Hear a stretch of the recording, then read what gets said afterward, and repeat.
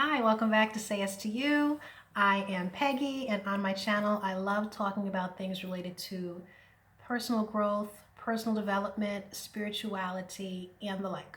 It's my goal that with each video, I can offer you a procedure, a process, a tip, something that you can use to begin to say yes to yourself sooner than later. What does it mean to say yes to yourself? It means that you are able to live a life of peace, live a life of contentment, live a life of happiness, go for your goals, really make the most of your human experience. So, what I wanted to talk about is trauma, specifically financial trauma.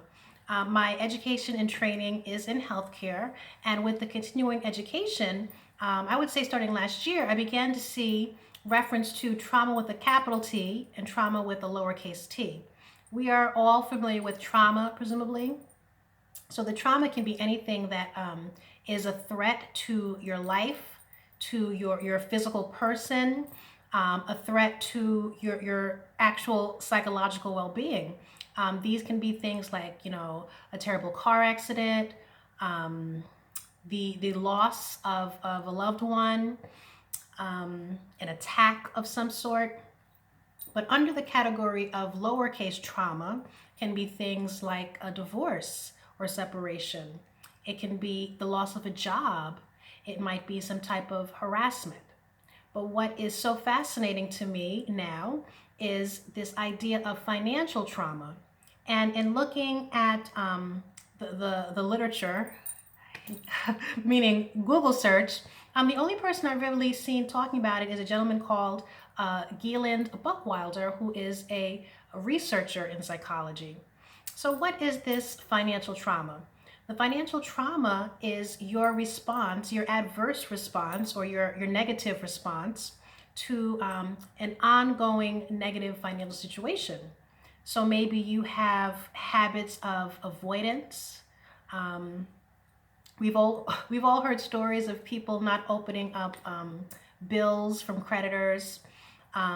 There may be, denial. People who are, out there just spending and spending and spending. And what comes to mind is, a lot of people received the stimulus, that $1,200 stimulus, and there were a lot of people who, the week before had complaints and concerns about, their finances, but when the money was there, they made choices to spend that money that from the outside it doesn't look like is really in line with, what they say their financial goals are. So there are people who are in denial, and there's stress. The stress of it all. So, the stress, the worry of, in this environment right now of people having, been furloughed, or having lost their jobs, or having the option to continue to work, but perhaps at a lower rate, a cut in pay, or even to go to work at all. The stressors of not being able to meet all of your financial obligations does weigh heavily on people. And that is, that financial stress. So the reason it's really fascinating to me is because when we're under stress, when that psychological burden is there, whether you are acknowledging it or not, but it's there, it's present, and the way that you're responding to it is fascinating. A lot of people will go the way of what they call maladaptive coping mechanisms, that it's really not helping you. And the reason I'm even presenting this on my channel is because it does fall into line with personal development. The average person is the kind of person who is, doing something where they have to show up to make money, as opposed to investments, passive income. So there are people who have to show up in order to make the money happen in their lives, okay? So when you're not able to really make the money that you believe you need to be making, and you're under that stress, your mind can begin to play tricks on you, rather than acknowledging or understanding that, this is in fact trauma that I'm going through. And if someone were to speak to you and you recognize that they've had a trauma, they've had a car accident, for example, so they're laid up, they're not able to work, you're going to be sympathetic to that person because you understand that it's not that they don't want to, they actually cannot get up and go. So I bring this here to say, what I would love to see happen is for people to have more compassion for themselves, because when you are finding your way out of that trauma, what is indicated is patience with yourself. What is indicated is compassion for yourself. Also, what's indicated is going to be some degree of courage. On this channel, I do love to say that personal development is not for the faint of heart. The courage to move in the direction that you want to go in really is needed.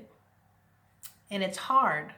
It's hard because that trauma is going to have you maybe thinking in ways that are not really conducive to moving forward. So that's really what I wanted to present here. I feel that it wouldn't be appropriate to really get into specifics here, but I just wanted to present that concept of financial trauma as being the reason why people are stuck and not able to really make gains with their financial goals.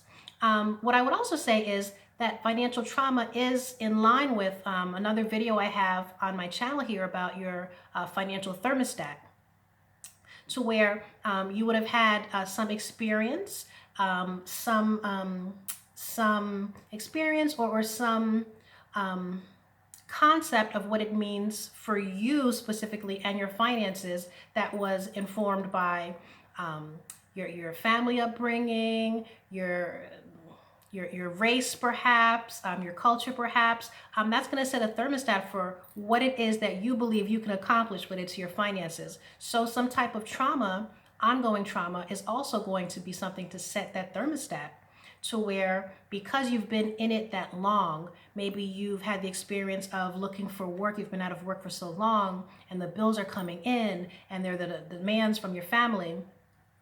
Those things are really not going to help you when it's time to say, you know what, this is my goal, this is what I want to do. So there are things weighing down on us that are really, they're real. These are real things. Even though it's not tangible, these are real things that are in the way of you moving forward.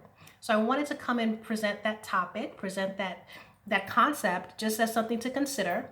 And because I do love to offer you something that you can take away with you with these videos, is something else that's really concrete that you could try if you're so inclined, is to simply have a piece of paper and a pen and write out what are my 3 top financial responsibilities. Let's breathe. What are the 3 things that I really have to address in order for me to move forward?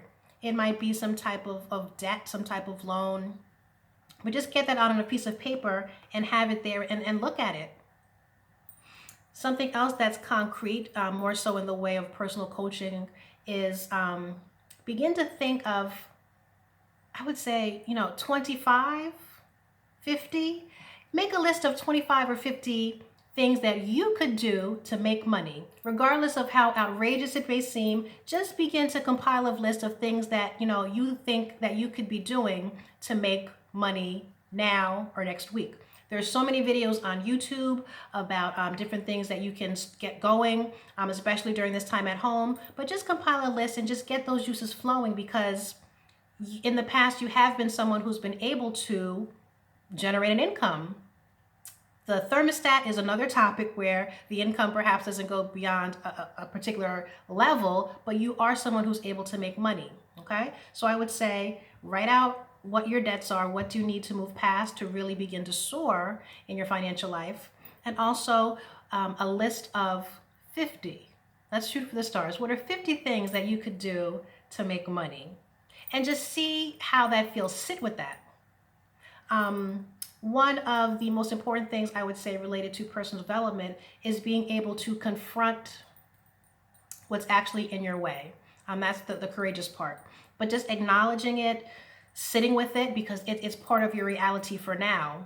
There are going to be so many emotions that are attached to maybe how you got that debt, how long you've been carrying that debt, the fact that the debt is still there. But just being able to acknowledge, embrace, and sit with those things really is important for moving past it. Okay?